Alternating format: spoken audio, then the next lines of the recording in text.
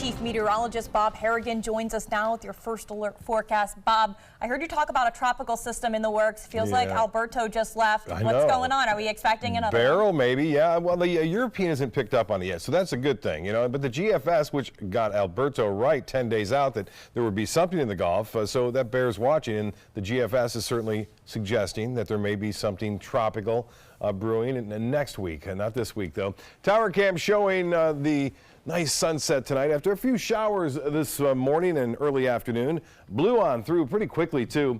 A lot of people didn't get the rainfall, but made for a gorgeous sunset tonight with some of the debris clouds left over from the earlier storms. A little area of low pressure out there in the Gulf, and wonderful photos sent in. This from Brandon from Lido, and you can see some of that brilliance there as well. In Venice, John Duncan getting this with the castles in the sand.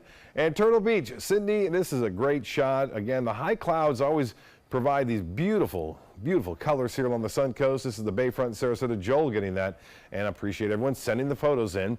Again, the rainfall that was around that was fairly heavy at times in some isolated areas is now well to the east in the Atlantic. That's a little piece of energy. We still have this low pressure though. It's kind of mid-level low, which is still hanging around the eastern Gulf of Mexico.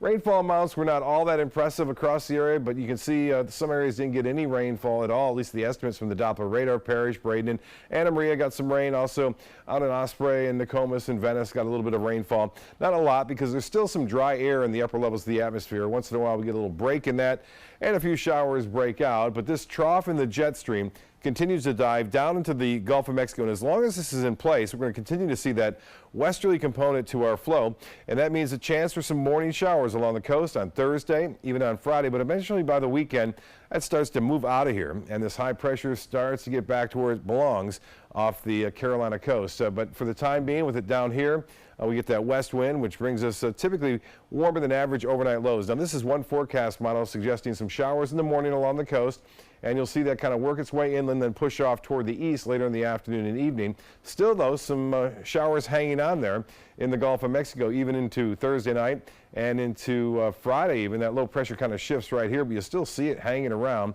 which will bring us a chance for some morning showers again with the afternoon focus in the inland areas later on in the day. Well, here it is. This is the GFS forecast model. This is Monday now, next Monday, June 11th, and you watch as I put the map into motion and show you.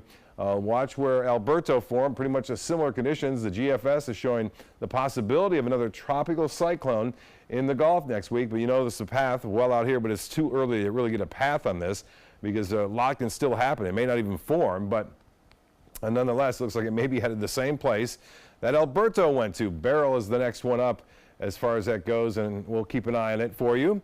Right now, not a big concern. Good news, though, on the tropical front is the fact that the water temperatures here in the Atlantic are extremely cool for this time of year, all throughout the main development region, too. It's the coldest it's ever been since 1982. Since 1982 in the main development region in the Atlantic, it's unusually cold there as far as the water temperature goes, and that usually means fewer storms. However, back in 1982, there were still 11 named storms that year, and a lot of them formed in the Gulf and the Western Caribbean, so we'll have to keep an eye on that closely. Temperatures currently into the mid-70s across most of the region now. The Gulf water temperature now at 82. Currently, we have 72 degrees, not sunny, but it's so late we almost got there. 0.12 of an inch of rainfall for the Sarasota Braden Airport, and the high today did warm to 86 degrees. 75 was the morning low. For boaters tomorrow, you may have to dodge a few showers in the morning on the coast, but not many. West winds will be around 10 knots. Seas will be 1 to 2 feet with a light chop out there. And the water temperature, as I said, 82 degrees. The 7-day forecast revealing 40% chance for scattered showers on Thursday, Friday.